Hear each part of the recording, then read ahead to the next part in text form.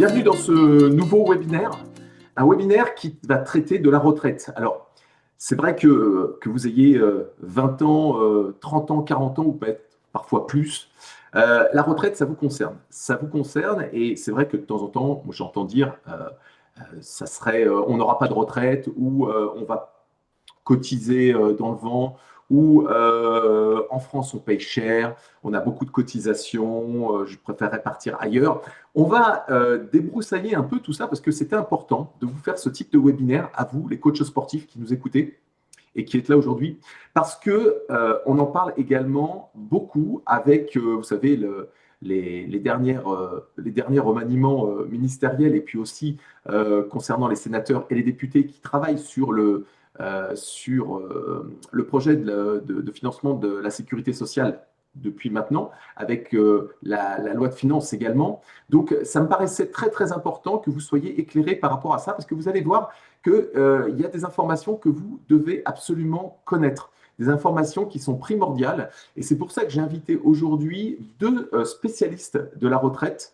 Il y a Romain Trépied, que vous connaissez peut-être pour certains, puisqu'en fait, vous avez parfois vos contrats qui sont des contrats maladie, par exemple pour la mutuelle ou pour la retraite ou pour l'assurance vie ou autre, auprès de son cabinet, qui est le cabinet qui est à Thonon-les-Bains, pardon, Évian, et puis à Bouan-Chablais, qui est en Haute-Savoie, donc un cabinet qui est un cabinet d'assurance et qui traite effectivement, notamment, qui est pour moi le cabinet spécialiste pour les coachs sportifs en France, parce qu'ils connaissent très très bien notre métier.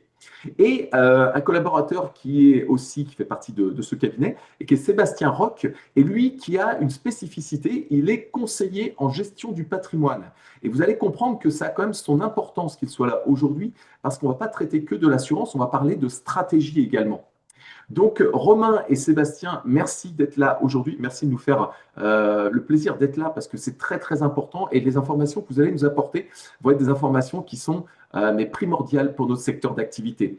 Romain, est-ce qu'il serait possible, dans un premier temps, de nous expliquer cette histoire de retraite en général pour la France? Oui, bien sûr. Déjà, bonjour à tous. Merci Christophe pour ton invitation. Ça fait toujours plaisir de partager avec toi et avec les coachs un moment dédié à l'assurance parce que c'est vrai qu'on n'en parle pas suffisamment finalement. Et là, la retraite, ça tombe à point nommé en cette fin d'année puisque, comme tu le disais, nos députés, nos sénateurs travaillent à encore changer le système. Et puis, c'est la bonne période, la fin d'année, puisque la période fiscale va se terminer. Les déclarations d'impôts de l'année prochaine, les chiffres s'arrêteront au 31 décembre.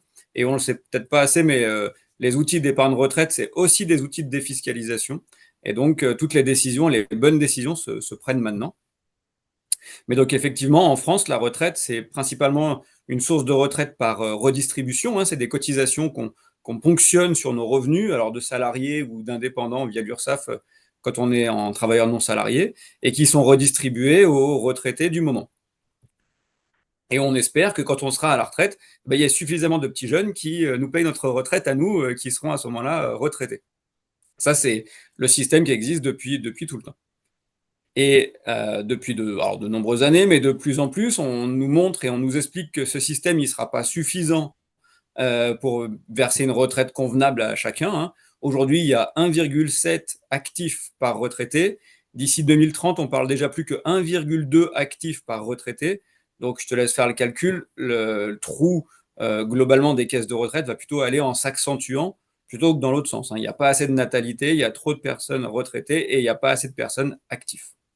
D'où la petite graine qu'on plante dans nos cerveaux qui est de se dire et les gars, il faut que vous fassiez de la retraite par capitalisation, c'est-à-dire qu'il faut que vous commenciez à penser vous-même à votre propre retraite.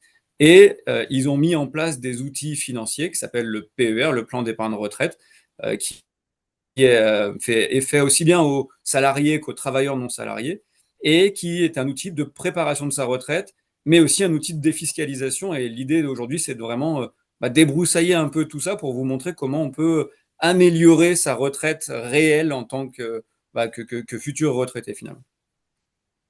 Donc, si on résume, globalement, on se retrouve avec deux possibilités de pouvoir avoir une retraite. La première, qui est le principe général qu'a tout actif français, c'est-à-dire le fait d'avoir une ponction sur nos. Enfin, le terme ponction n'est peut-être pas très très bon, mais Un des cotisations, prélèvement social, ouais. des prélèvements, voilà, merci beaucoup, des prélèvements qui sont pris par l'URSSAF de façon à pouvoir abonder une sorte de pot commun dans lequel on va aller chercher pour redistribuer cet argent aux actuels retraités, c'est-à-dire peut-être votre grand-père, votre grand-mère, vos oncles qui sont à la retraite, enfin, toutes les personnes qui sont à la retraite qui ne dépendent pas forcément de votre famille et tous les retraités français. Et puis, la deuxième possibilité, c'est aussi de compléter cette retraite, si je comprends bien, avec un montant que l'on va décider de verser dans une sorte, Mm. c'est de l'épargne hein, globalement, et qui va rapporter des intérêts et qui va nous permettre ensuite d'avoir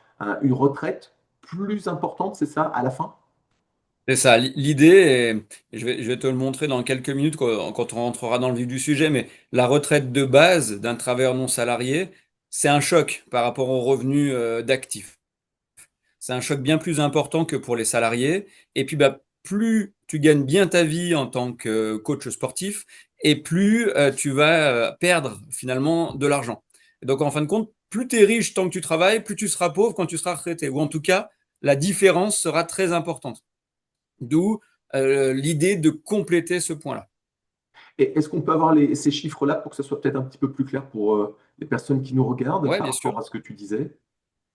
Voilà, donc en fin de compte, là on prend trois cas de figure, un salaire annuel brut entre 50 et 150 000, alors volontairement une fourchette large et voire des très très hauts revenus, mais parce qu'en fin de compte on se rend compte déjà que sur un salaire à 50 000 euros brut, un salarié a 71% de réversion, de taux de remplacement, c'est-à-dire qu'il aura 71% des 50 000 euros comme retraite, mais un travailleur non salarié, un indépendant, n'en aura déjà que la moitié. Donc déjà, avec quelqu'un qui a l'habitude de vivre à peu près 4 000 euros par mois, va devoir vivre avec 2 000. Et plus ses revenus d'actifs augmentent, et plus ce taux chute. C'est-à-dire que le montant chute, mais le taux chute aussi. Puisque quelqu'un donc, qui gagnait 50 000 va en gagner que 25. Quelqu'un qui gagnait 100 000 va en gagner 31 000. Donc quasiment la même chose que celui qui gagnait 50. Et celui qui gagnait 150 000, lui va gagner qu'un quart de son revenu. Donc, c'est ça, c'est en ça que je dis, plus tu es riche tant que tu travailles, moins tu seras riche quand tu seras retraité.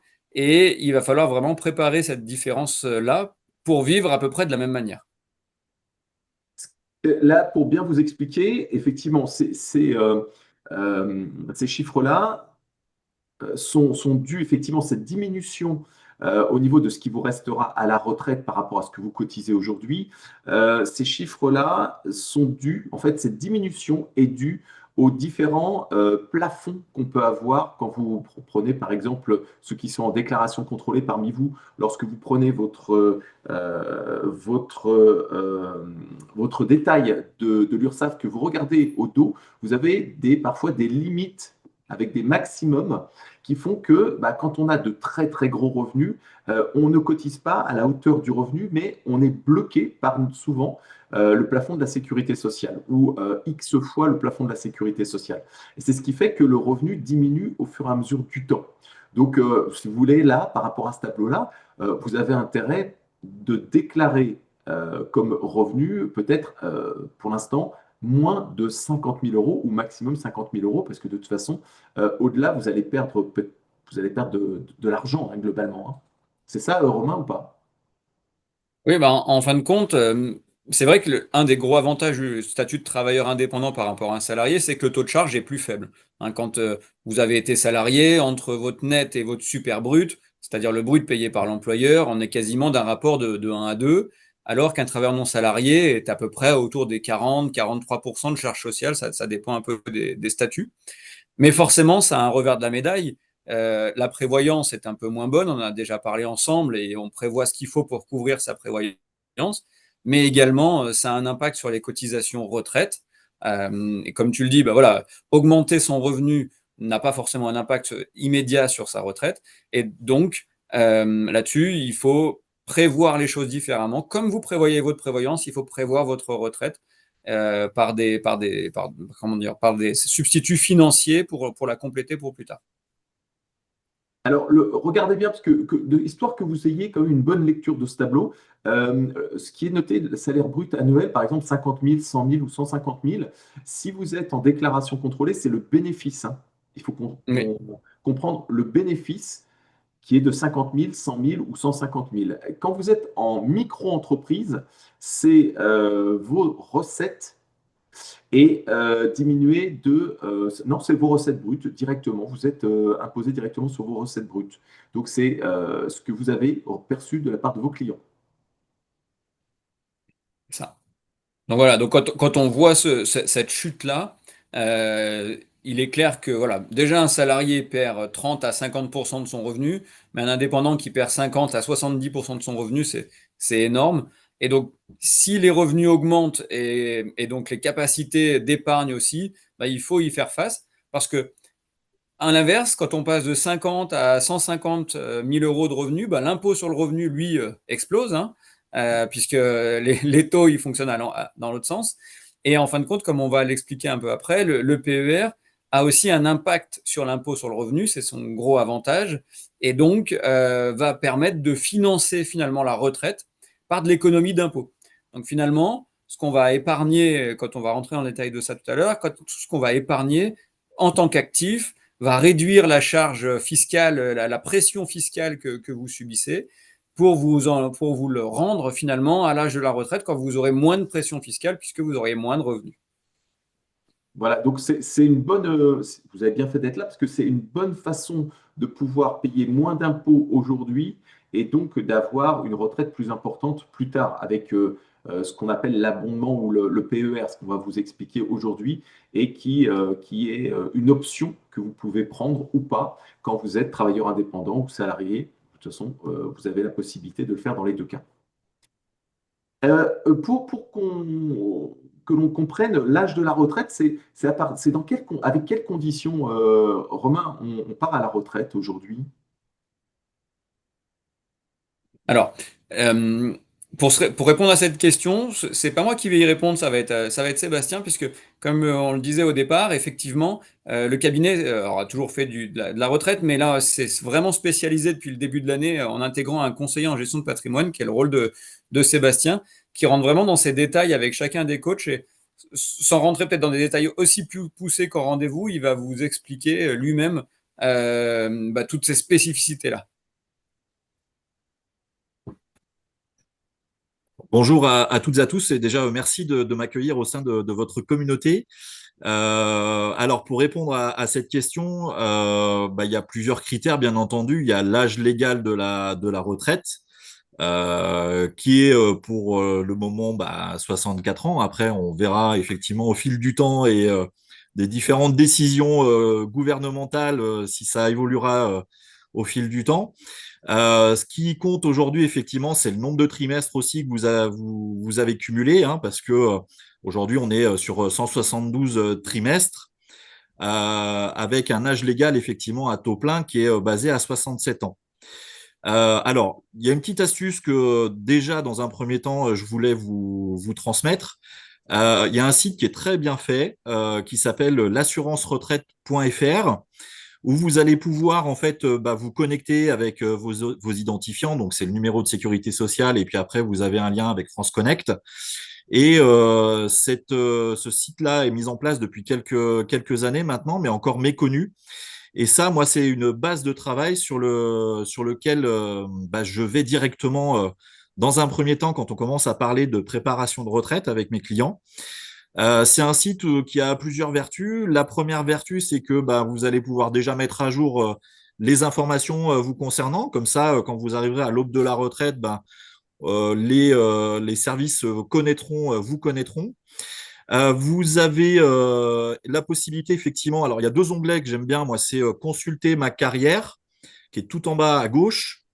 Et là, en fait, vous allez pouvoir retrouver depuis votre première expérience professionnelle, vous allez avoir tout va être effectivement nommé. Je vous invite à aller jeter un œil parce que depuis que je travaille effectivement sur la préparation de la retraite avec mes clients depuis quelques années, on s'aperçoit que de temps en temps, il y a des petits trous dans la raquette. Donc, ça permet déjà en amont de bien vérifier que toutes vos activités professionnelles sont bien répertoriées et qu'il n'y ait pas de mauvaise surprise à l'aube de la retraite. Bon, je laisse Christophe arriver. Hop. Donc c'est bien fait, c'est très facile d'utilisation. Et là, effectivement, vous allez voir toute la partie. Hop. Donc, on voit effectivement la carrière. Juste en dessous, voilà, il y a il y a toutes les années qui sont répertoriées. Donc, il y a des périodes à vérifier. Si vous voyez 3 périodes à vérifier, donc Christophe, je vous invite à aller jeter un œil plus tard. Et puis, vous avez toutes les périodes enregistrées. Ça, c'est intéressant et c'est un vrai support.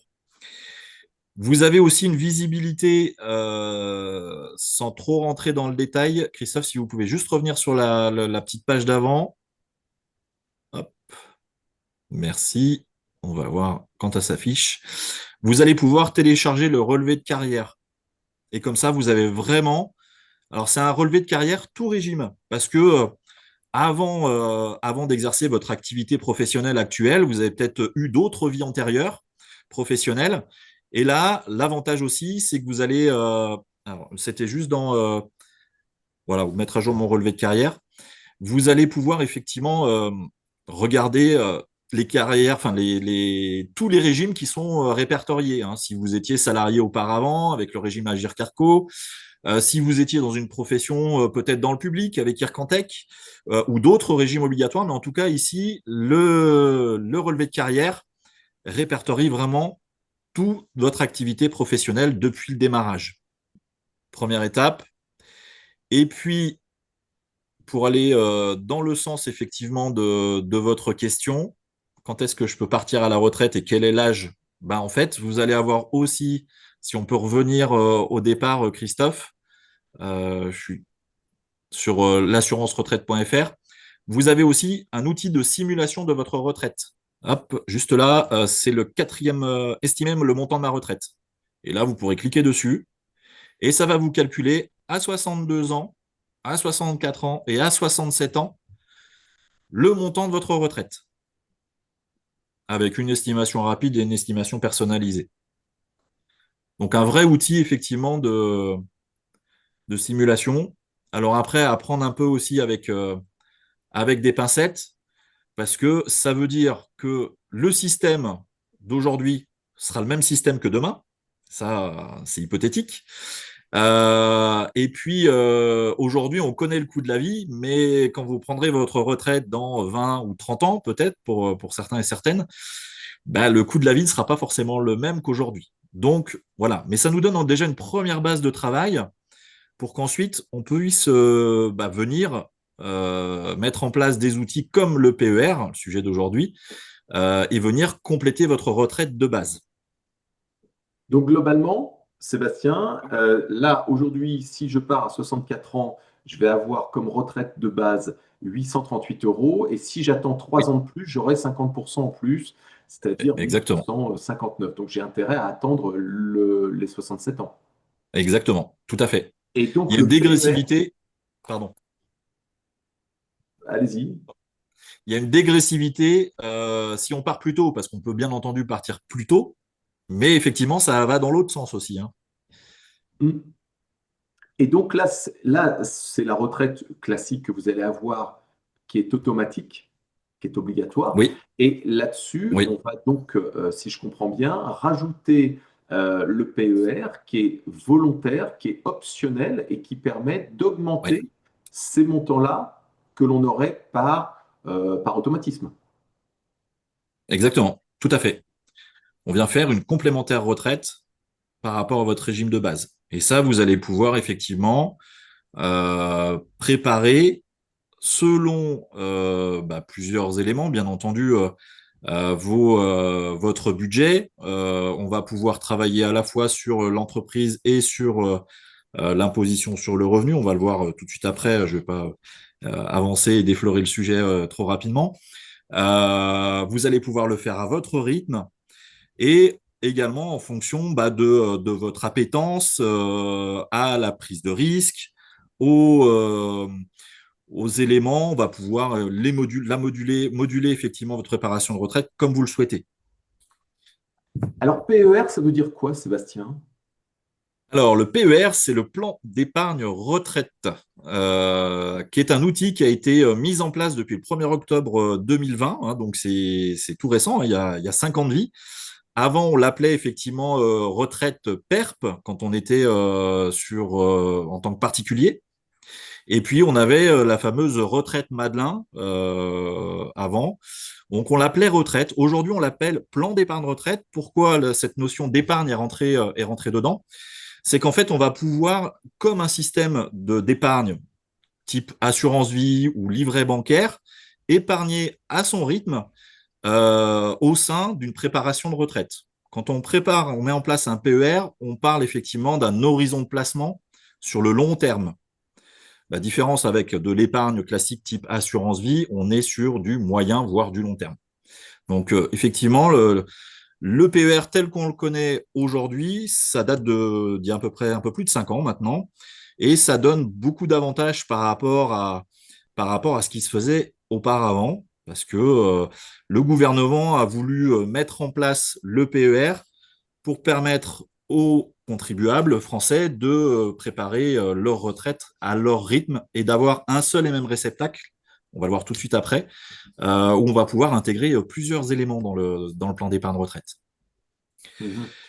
D'ailleurs, on va parler effectivement des différents compartiments. Je vais reprojeter, hop.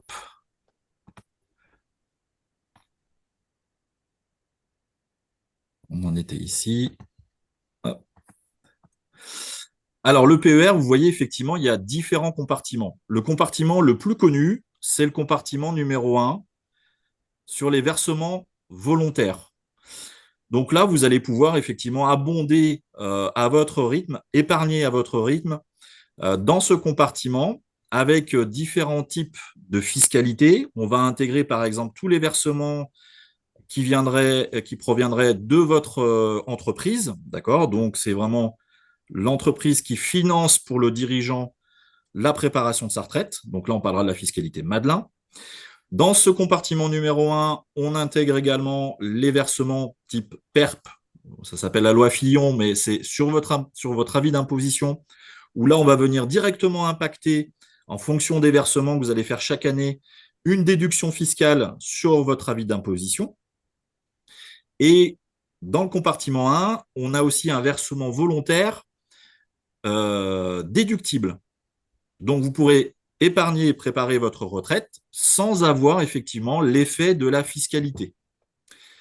Le deuxième compartiment et le troisième compartiment sont sont des compartiments qui sont un peu méconnus. Mais quand ça a été effectivement mis en place, le PER, eh bien, en fait, le gouvernement, l'objectif, c'était de dire, en fait, les Français aujourd'hui, ils ont un plan d'intéressement, ils ont un PERCO, un plan d'épargne retraite complémentaire qui est mis en place par l'employeur, des articles 83, etc.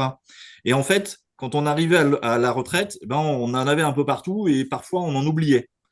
Eh bien, l'idée du PER, c'est d'avoir un seul réceptacle qui va permettre justement de rapatrier des participations, des articles 83, des cotisations obligatoires des anciens employeurs dans les anciennes entreprises où vous étiez pour pouvoir les mettre au même endroit. Donc ça peut être aussi intéressant et ça peut vous permettre de venir abonder, en plus des versements volontaires que vous allez faire, eh bien de mettre tout au même endroit pour pouvoir œuvrer sur votre retraite comme vous le souhaitez. Sébastien, cet argent que l'on Oui, verse volontairement et qui nous fait payer moins d'impôts, oui. euh, ça va où cet argent? Ça va où?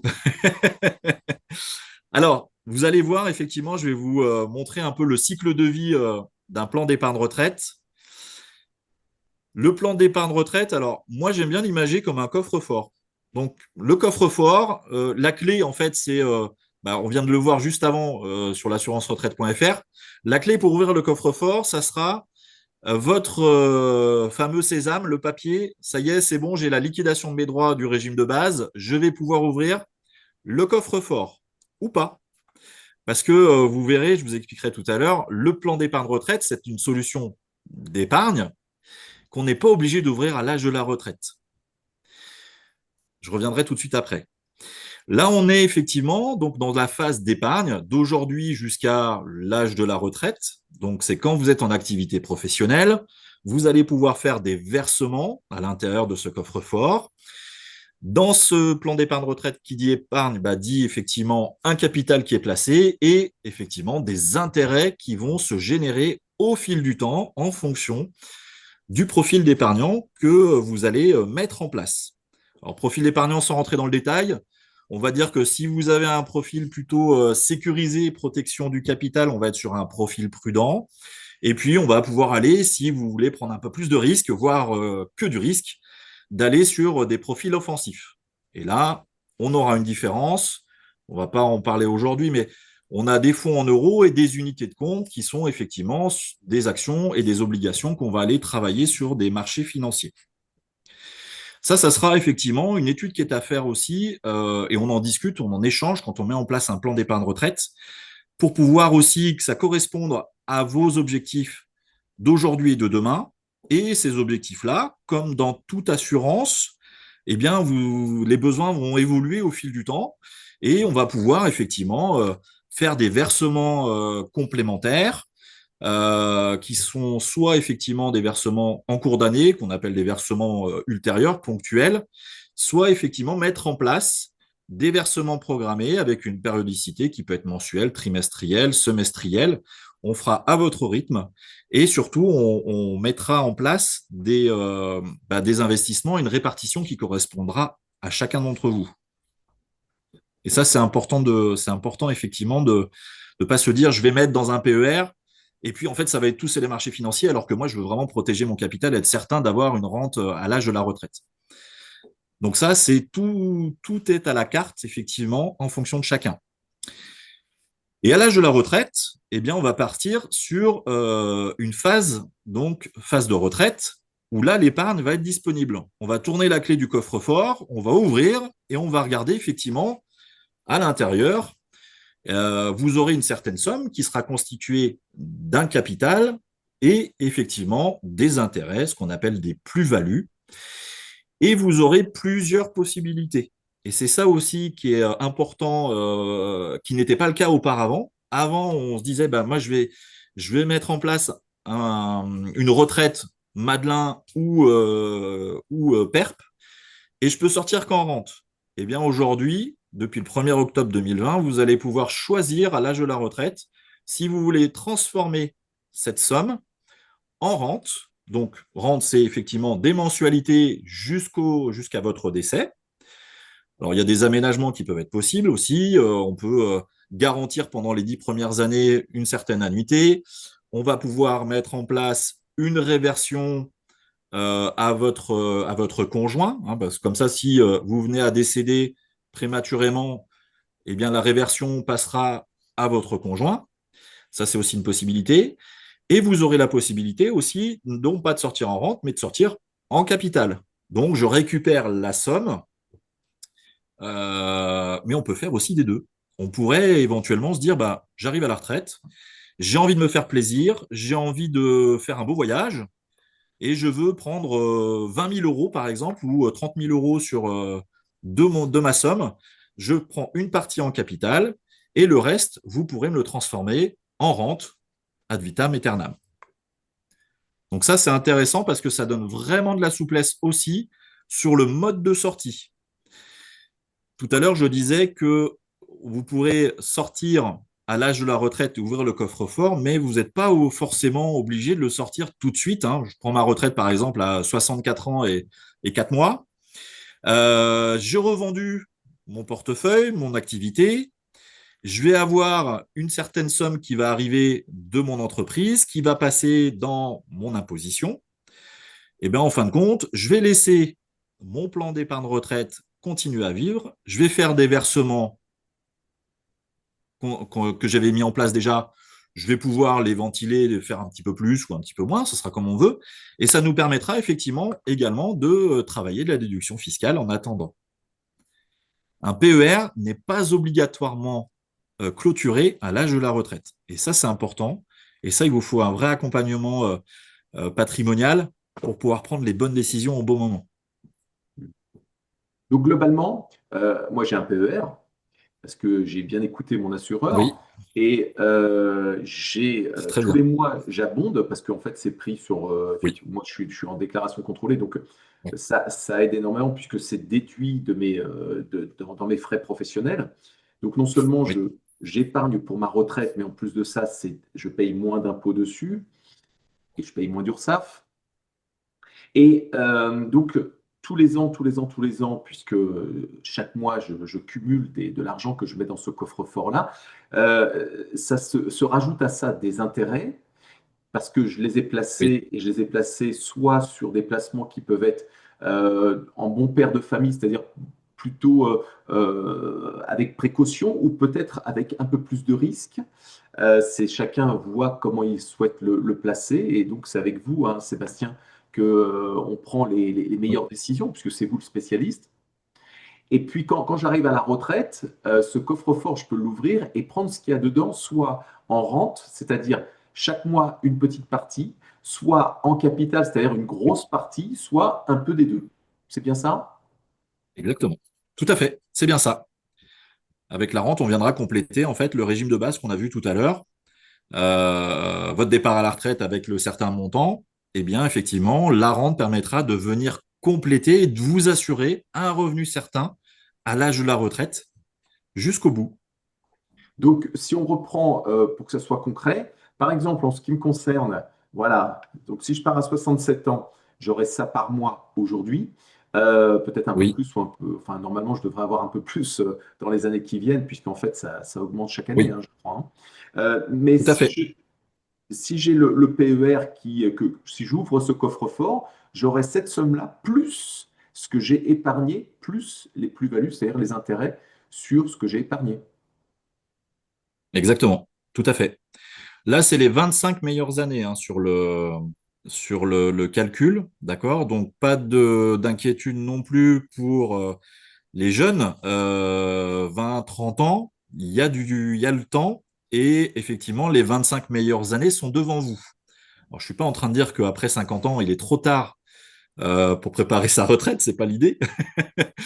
Mais effectivement, à 50 ans, on regarde déjà, on fait le cheminement qu'on vient de faire avec l'assurance retraite.fr. Ça nous permet de faire un constat et puis de se dire, bah voilà, maintenant il est temps de démarrer. On y va, qu'est-ce qu'on met en place? Et c'est jamais trop tard pour préparer sa retraite. Jamais. Il y a des solutions qu'on ait 20 ans ou qu'on ait 50, voire 60 ans. Moi, il est arrivé tout au long de ma carrière bah, de mettre en place des PER pour des personnes qui avaient 60, 62 ans, parce qu'on savait qu'il y avait encore un petit peu, ils n'allaient pas partir à la retraite à 62 ans, d'accord? Il y allait avoir une continuité. Et le PER devient un outil de préparation, est à la base un outil de préparation à la retraite, mais ça peut être aussi un outil d'optimisation fiscale pour la suite, après l'âge légal de la retraite. On peut continuer effectivement à abonder son PER après. Et oui, parce que Et c'est ça toute la force effectivement de... Oui, tout ce que l'on met dans cette assurance, dans ce PER, donc tout ce que l'on met oui, dedans, qu'on récupérera à la fin, oui, permet de réduire l'impôt l'année même que l'on soit en tant que salarié, en tant que micro-entrepreneur ou en tant que régime du réel, c'est bien ça? tout à fait, exactement. C'est bien ça. On peut effectivement l'alimenter et on vient déduire. Alors moi, ça m'a comment j'ai aussi quand j'accompagne des clients qui ont la double casquette, hein, pro et particulier, on peut aussi mettre en place alors soit un PER, soit mettre en place deux PER, un plutôt orienté sur l'entreprise avec éventuellement une prise de risque plus importante parce qu'on se dit qu'effectivement c'est l'entreprise qui vient mettre en place un plan d'épargne retraite et donc du coup on a une prise de risque plus importante.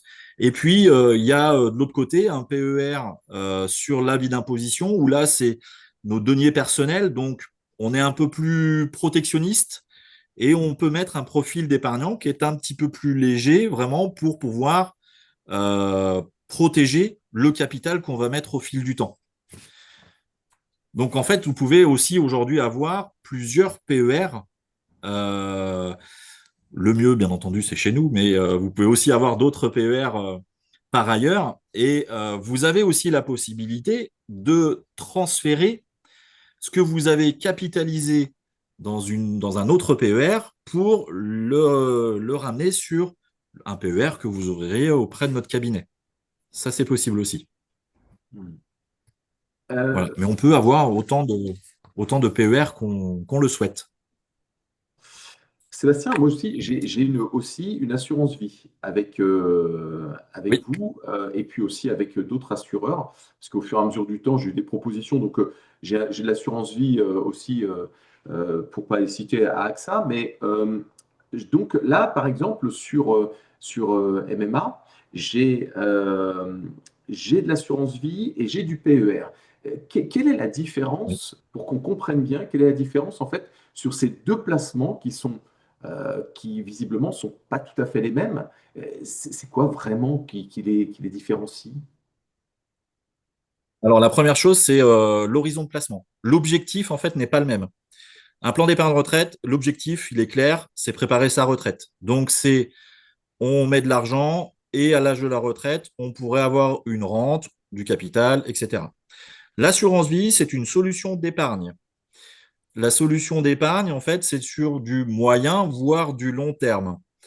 L'avantage, effectivement, de l'assurance vie, c'est qu'on peut retirer à tout moment le capital et les intérêts qui ont été générés. Alors, je ne vais pas rentrer dans le détail technique fiscal avec les 8 ans, moins de 8 ans, plus de 8 ans. Ce n'est pas l'objet aujourd'hui de notre réunion. Mais effectivement, on a la possibilité d'épargner sur son contrat d'assurance vie et de retirer quand on le souhaite. Rien n'est jamais figé dans une assurance vie. Alors que sur un plan d'épargne retraite, dans la logique, c'est long terme et on vient bloquer dans le coffre-fort. C'est pour ça que j'aime bien l'image du coffre-fort. Alors, il y a des cas particuliers, effectivement, sur l'ouverture d'un PER qu'on peut voir, effectivement, sur d'autres slides. Hop, je vais vous remontrer. Sur un PER, on va avoir des possibilités de sortie. Donc, acquisition de la résidence principale. Ça, c'est une clause en phase d'épargne de pouvoir reprendre du capital pour venir faire un apport dans son investissement immobilier. La résidence principale, c'est pas uniquement cantonné à la primo-accessibilité. C'est pas parce que j'ai déjà acheté une résidence principale que je ne peux pas bénéficier de l'ouverture anticipée par la suite. Je revends ma résidence principale. 6 mois après, je rachète un autre bien qui devient ma résidence principale. C'est un cas effectivement de possibilité d'ouverture temporaire du coffre-fort. Et puis les autres cas de sortie, c'est le décès du conjoint, l'invalidité de l'assuré, les fins de droit chômage, le surendettement et la liquidation judiciaire de l'entreprise. Ce sont les seuls cas, effectivement, aujourd'hui qui nous permettent d'ouvrir en anticipé le plan d'épargne retraite. Contrairement à une assurance vie, où là, on peut reprendre l'argent quand on le souhaite. Attention, la différence aussi sur l'assurance vie versus le PER, c'est que le PER est un outil d'optimisation fiscale. Alors que l'assurance vie, ben, vous n'aurez pas d'impact sur la déduction fiscale de votre imposition sur le revenu ou sur votre entreprise. Donc voilà, on a la possibilité de faire les deux, si on peut le faire, ça c'est bien aussi, parce qu'on peut créer par la suite des boucles fiscales. Mais ça, on en reparle tout de suite après, un petit peu plus bas. Oui, si je comprends bien, en fait, Donc, moi j'ai fait le choix d'avoir une assurance vie et puis un PER. Parce oui, que je me suis dit la chose suivante, et pour nous, oui, les coachs sportifs, c'est souvent important d'avoir à mon sens, d'avoir les deux. Un, le PER, bien évidemment, pour pouvoir préparer sa retraite, mais aussi, pourquoi pas, d'avoir des déblocages de ce fonds, une ouverture de ce coffre par anticipation s'il y a un des cas que l'on vient de voir. Là, par exemple, acquisition d'une éventuellement ou invalidité ou autre. Mais aussi, pour moi, l'assurance vie avait un intérêt, c'est que vis-à-vis d'une banque, si on a un prêt bancaire, on peut avoir, si on a une assurance vie, un nantissement dessus. C'est une sorte d'hypothèque, si vous préférez. C'est-à-dire que la banque va regarder si on a une assurance vie qui est en quantité suffisante pour pouvoir, parfois, alors qu'on n'a pas forcément beaucoup d'argent à apporter parce qu'on n'a pas beaucoup d'argent sur notre livret A, par exemple. Donc, pour acheter un bien, que ce soit un appartement ou une maison ou une voiture, hein, pourquoi pas, quand on a besoin d'un crédit bancaire, de pouvoir dire, voilà, moi j'ai une assurance vie en plus de mon plan d'épargne retraite, et cette assurance vie, je la mets en garantie, ce qui vous permettra, vous, la banque, de pouvoir m'accorder plus facilement ce crédit bancaire. Est-ce que j'ai bon, Sébastien, en disant ça? C'est tout à fait bon, Christophe. Effectivement, le nantissement, c'est un très bon moyen aussi en assurance vie de pouvoir bloquer et montrer, entre guillemets, patte blanche pour faire un prêt immobilier. Ça, c'est une possibilité. Il y a une deuxième possibilité aussi qui s'appelle l'avance.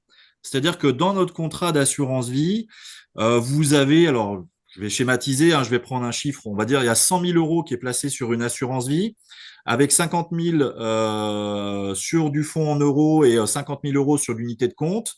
Demain, si vous voulez faire un prêt pour acheter un véhicule, par exemple, vous avez deux possibilités. Soit je rachète, je fais ce qu'on appelle un rachat partiel sur mon assurance vie et je reprends de l'argent. Inconvénient, bah, c'est que l'argent n'est plus là pour générer des intérêts. Et donc, est-ce que c'est le bon outil, enfin, est-ce que c'est le bon mode la bonne option? Ça, c'est effectivement à définir. Ou alors, je vais faire un prêt auto, par exemple, auprès de ma banque, et je vais avoir, bah, je vais acheter de l'argent, hein, parce qu'un prêt auto, c'est j'achète de l'argent à la banque et j'ai effectivement des intérêts qui tombent. Eh bien, en fait, il y a une troisième option qui existe, c'est on va prendre sur votre assurance vie, mais en fait, c'est MMA qui va vous avancer le montant qui est dans votre solution d'épargne assurance vie, d'accord? Ça va continuer à générer des intérêts et vous allez pouvoir faire un remboursement de l'avance qu'on a fait à votre rythme. Vous allez pouvoir définir si vous voulez faire des mensualités ou si vous voulez effectivement faire des remboursements coup par coup. Et ça, c'est un vrai avantage parce que fiscalement, bah, on ne fait pas de rachat partiel, donc on ne passe pas qu'on ait 8 ans, plus de 8 ans, moins de 8 ans. On n'a pas les prélèvements sociaux qui s'appliquent. Et le gros avantage, c'est qu'on peut rembourser à notre rythme sans passer par un prêt qu'on aurait fait auprès de notre banque. Donc ça aussi, c'est une troisième option. Le nantissement, c'est une première option sur un prêt immobilier, parce que ça peut être vraiment intéressant d'avoir ça. Et la deuxième, c'est en fonction des besoins, bah, on peut faire des avances et prendre sur son capital, mais sans le prendre dans l'assurance vie, en fin de compte. Et ça, c'est génial. C'est vraiment très, très bien parce que ça va Oui, intéresser énormément les internautes, là, vu que certains, parfois, n'ont pas forcément l'épargne nécessaire quand ils ont envie d'acheter un bien, que ce soit un appartement, une maison, une voiture, un bien qui représente ouais. une certaine valeur néanmoins, et ils n'ont pas forcément l'accord de la banque parce qu'ils n'ont pas l'apport nécessaire. Donc là, c'est une bonne nouvelle parce que ça va vous permettre, vous qui Ouais. nous écoutez, bah, de pouvoir dégager un prêt bancaire et donc d'accéder à la propriété grâce à cette astuce de Sébastien. Ça, c'est chouette, ça. Sébastien, j'ai une question aussi. À partir de quel âge il est intéressant de pouvoir, alors vous nous avez dit tout à l'heure qu'il y avait des personnes de plus de 60 ans qui le faisaient évidemment, mais à partir de quel âge il est Tout à fait. plus logique ou plus intéressant de prendre un PER? Alors là, c'est une question qui est simple qui est compliquée, mais simple à la fois. En fait, dès que vous pouvez démarrer, démarrez. Pourquoi? Parce qu'en fait, aujourd'hui, quand on a 20 ans ou 25 ans et qu'on commence à mettre de l'épargne, comme la phase de constitution de votre plan d'épargne retraite est beaucoup plus longue qu'une personne qui a 50 ans, eh bien, l'effort d'une personne qui a 50 ans et qui voudrait la même rente sera plus importante que la personne qui va démarrer à 25 ans. Sur la stratégie patrimoniale, nous, en termes de retraite, on sait que l'âge, on va dire, un peu charnière, c'est 40 ans. C'est-à-dire qu'une personne qui a 30 ans et qui va verser 100 euros par mois, à l'âge de la retraite, il va plutôt avoir une rente de 130, 140 euros. Alors qu'une personne qui a 50 ans et qui vient à démarrer à mettre 100 euros, on va être plus proche, jusqu'à la retraite, hein, les 100 euros par mois, on va plutôt être aux alentours des 80, 90 euros de rente mensuelle. Donc, on va dire que la bonne réponse, c'est plutôt vous démarrez, mieux c'est. Plutôt vous démarrez, moins l'effort sera important. Mais c'est pas antinomique de démarrer un plan d'épargne retraite et une assurance vie à 50 ou 55 ans. Il y a une chose dont on n'a pas parlé encore, c'est les bénéficiaires, parce qu'en fait, alors on disait tout à l'heure quelle est la différence entre une assurance vie et un plan d'épargne retraite. Il y a une chose qu'on certains lésinent, des assureurs, hein, en tout cas des conseillers, il ne faut pas lésiner, c'est sur les clauses bénéficiaires. Là, il faut bien les regarder aussi, parce que on avait l'idée reçue qu'avant, un plan d'épargne, enfin, une retraite Madelin ou une retraite PERP, bah, si je venais à décéder avant l'âge de la retraite, c'était perdu. Aujourd'hui, c'est plus du tout le cas. Sur un plan d'épargne retraite, si vous n'arrivez pas à l'âge de la retraite, à la souscription, on va définir les bénéficiaires de votre choix et pouvoir transmettre si jamais il vous arrive quelque chose. De la même façon qu'une assurance vie. C'est exactement le même principe. Et ça, c'est hyper important de revoir aussi vos clauses bénéficiaires régulièrement parce qu'il faut que ça corresponde à vos volontés, à vos souhaits. Si à un moment donné, vous avez mis, alors attention, petite astuce, généralement, on a des clauses standards, mon conjoint et à défaut mes enfants. Mais je suis en concubinage aujourd'hui. Au sens successoral, quand on a mis en clause type mon conjoint, c'est je suis marié. Et donc, la clause standard, quelque part, elle est caduque. Elle n'est pas valable. Quand on est en concubinage, il faut bien marquer à mon concubin ou à ma concubine, monsieur ou madame Intel, né le temps, et à défaut, mes enfants. Donc, les clauses bénéficiaires, c'est vraiment hyper important qu'elles soient bien mises à jour régulièrement et qu'elles suivent en fait vos souhaits tout au long de votre vie. C'est pour ça qu'il est intéressant de pouvoir avoir affaire à un spécialiste comme vous, hein, Sébastien, qui est conseiller en gestion du patrimoine et qui va regarder ces points qui sont très, très importants parce que vous avez l'œil d'expert en fait par rapport à ça. Et que quand vous proposez un PER ou quand quelqu'un vient vous voir pour un PER, vous avez l'œil par rapport à ça et le bon conseil, c'est ça?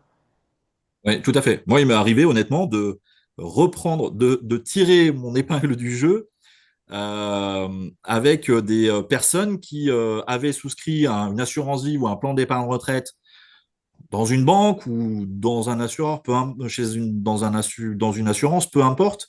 Mais en fait, on les avait mal conseillés sur la clause bénéficiaire. Et moi, tout de suite, ça m'a. Voilà, j'ai regardé, j'ai posé la question, est-ce que ça correspond aujourd'hui à vos volontés si vous venez à décéder? Et là, les personnes me disaient, bah non, en fin de compte, on a signé clause standard. Pour nous, c'était logique. Et en fin de compte, c'est pas si logique que ça.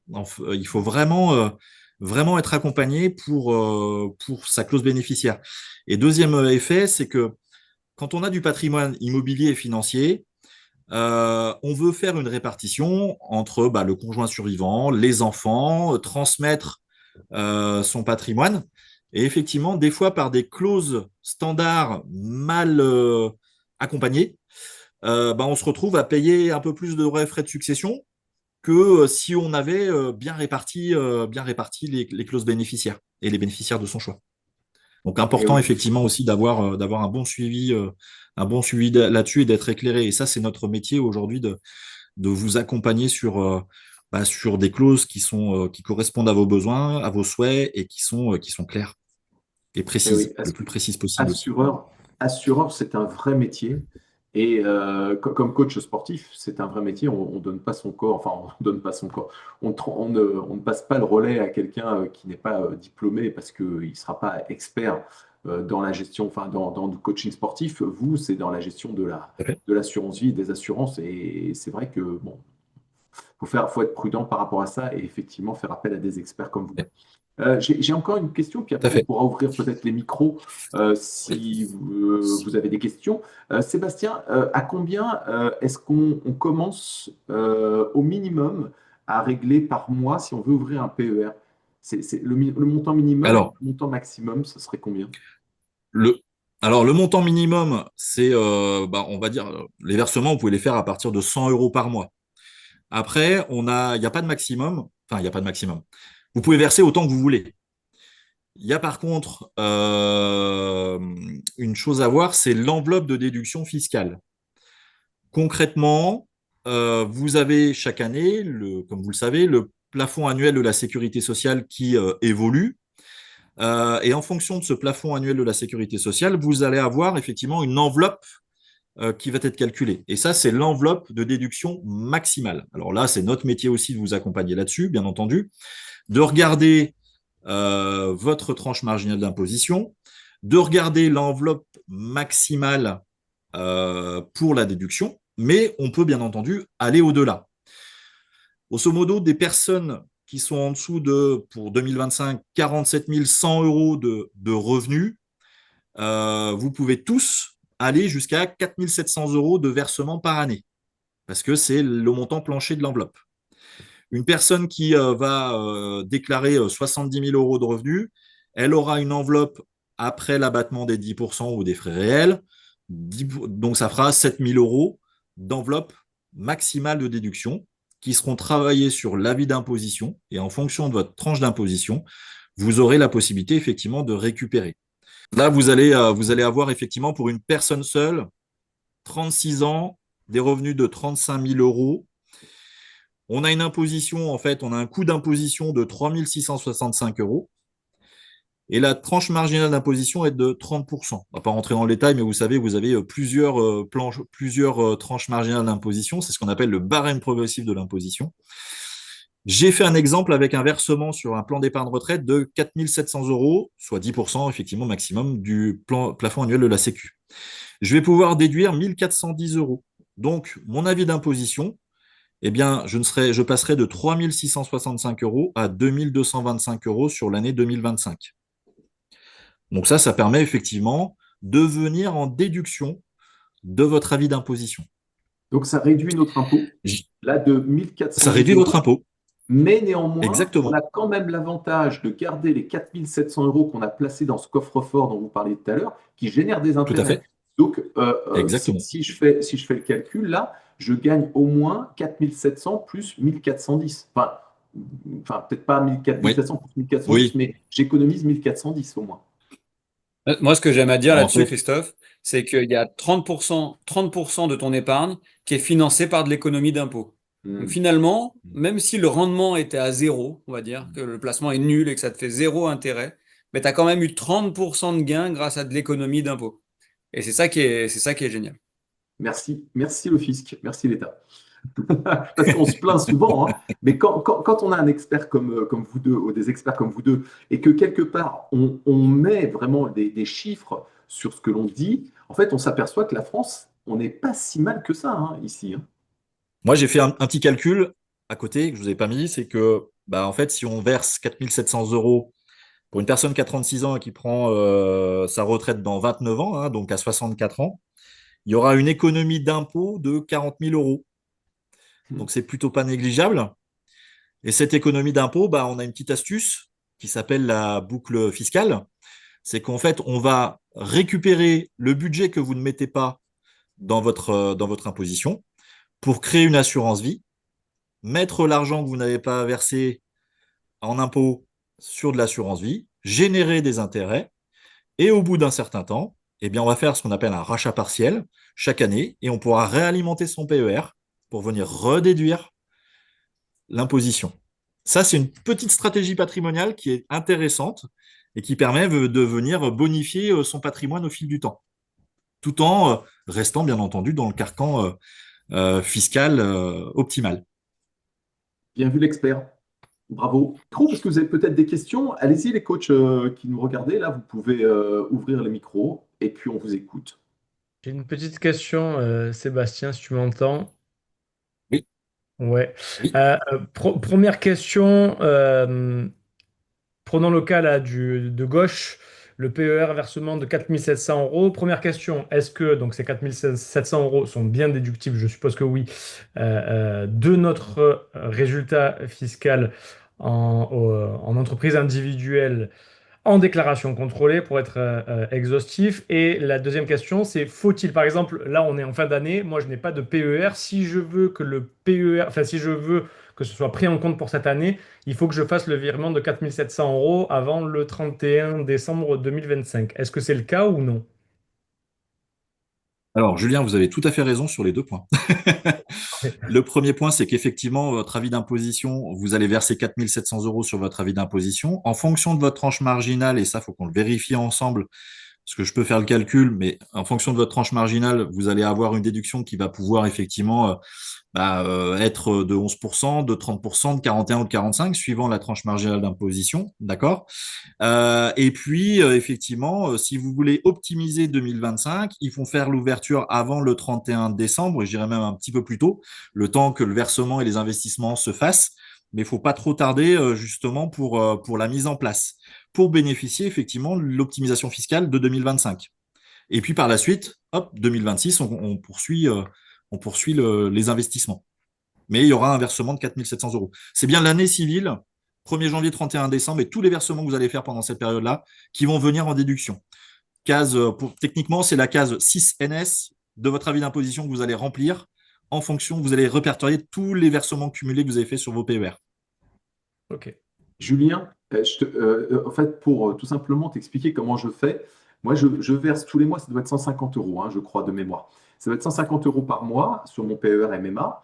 Et à la fin de l'année, arrivé au mois de novembre, donc là maintenant, je fais une estimation de ce que va être, et je suis vraiment pas très très loin de la réalité, de ce que va être, comme je suis en déclaration contrôlée, mon bénéfice. Comme je sais quel va être mon bénéfice, je vais pouvoir augmenter et mettre un peu plus que les 150 euros par mois là sur cette fin d'année, en novembre ou décembre ou début décembre, pour pouvoir mettre des charges en plus, donc des cotisations en plus, et donc payer moins d'impôts au final, quand je vois que, par exemple, en fonction du bénéfice, j'ai plus intérêt à verser sur mon PER plutôt que d'avoir peut-être une imposition qui ne me reviendra pas du tout. Alors que là, tu vois, avec la démonstration de Sébastien, on voit qu'on a tout intérêt à être stratégique et de bien faire attention à calculer son bénéfice quand on arrive en fin d'année, comme toi. Ouais, tout à fait, tout à fait. Bah, écoute, merci pour la. C'est ce que il me semblait avoir compris ça, mais ouais, c'est bien d'avoir la confirmation. Et Sébastien, ouais, de toute façon, je t'ai envoyé un mail, et tu m'as Oui, répondu, et donc il faut qu'on se contacte Pascal, pour clôturer tout ça. Mais merci beaucoup pour les. ça Peut-être marche. dernière question qui sera. Est-ce qu'il y a, est-ce que quand on récupère ce PER, est-ce qu'il y a du coup un retour de fiscalité ou pas? Est-ce qu'il y a un retour d'élastique? Alors, l'État n'est pas fou. En fait, on dit toujours que quand il y a un avantage fiscal à l'entrée, il y a de la fiscalité à la sortie. Tout dépendra le mode de. On va pas rentrer dans le détail parce que ça va être un peu technique, mais en fonction du capital ou de la rente et si les versements ont été déductibles ou non déductibles, il y a effectivement une fiscalité qui vient s'appliquer. Donc ça, c'est en fonction cas par cas, capital, rente, déductible, non déductible. Et c'est pour ça que moi, j'aime bien, quand j'accompagne les personnes, de faire plusieurs PER avec des fiscalités différentes et avec des objectifs différents pour pouvoir justement bien faire les bonnes sorties au bon moment.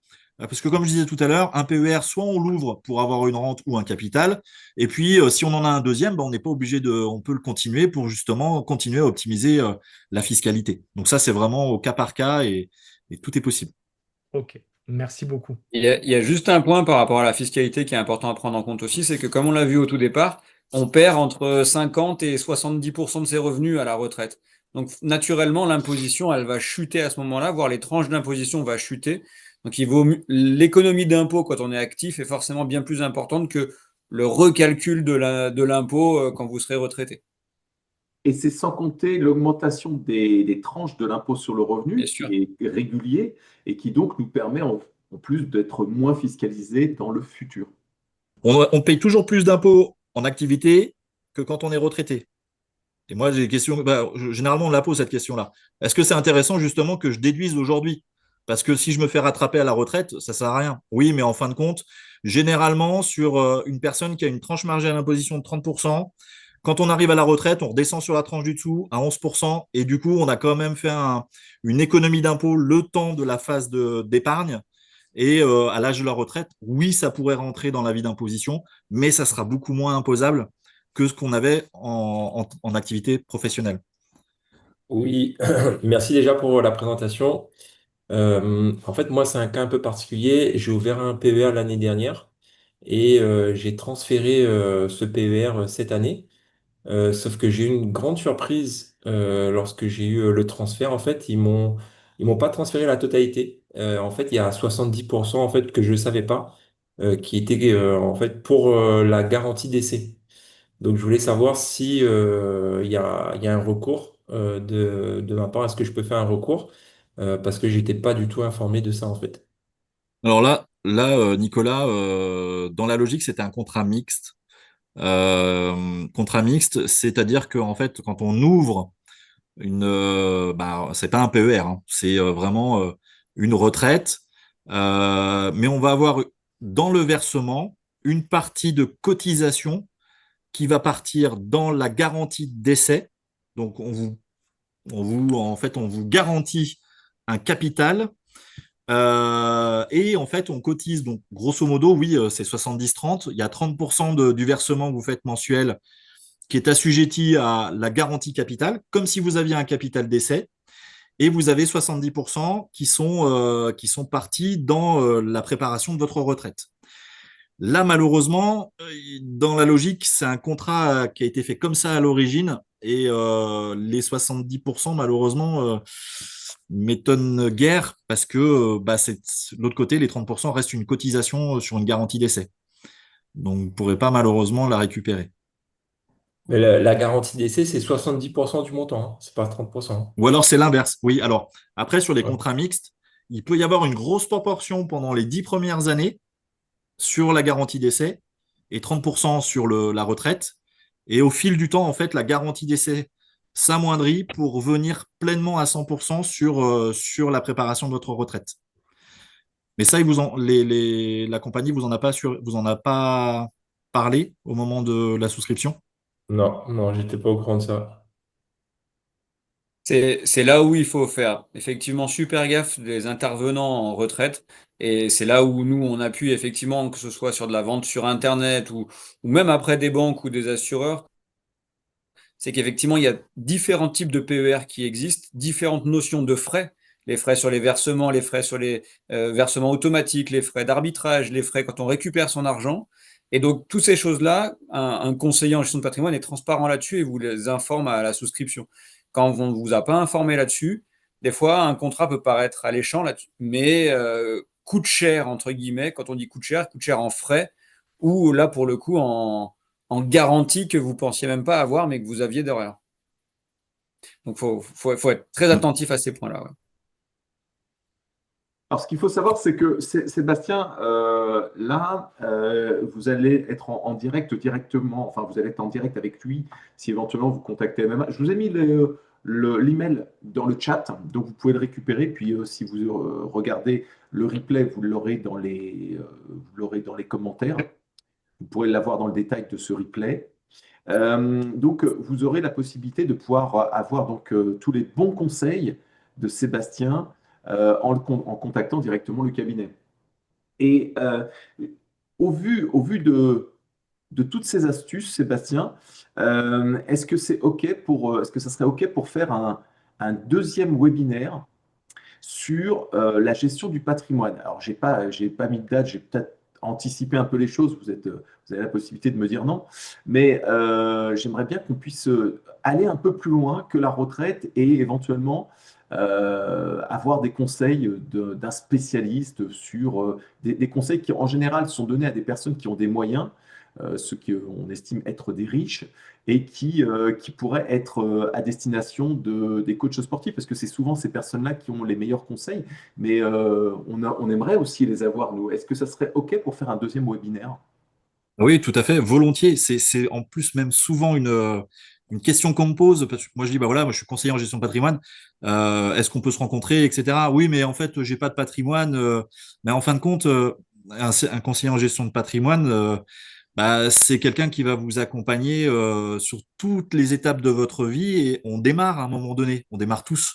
Et c'est important aussi d'avoir les bons conseils, même au démarrage, pour pouvoir reconstruire sur le long terme. Donc avec plaisir et justement, c'est une proposition qu'on est complètement en phase pas pour animer une deuxième, un deuxième webinaire ensemble. Il n'y a aucun problème.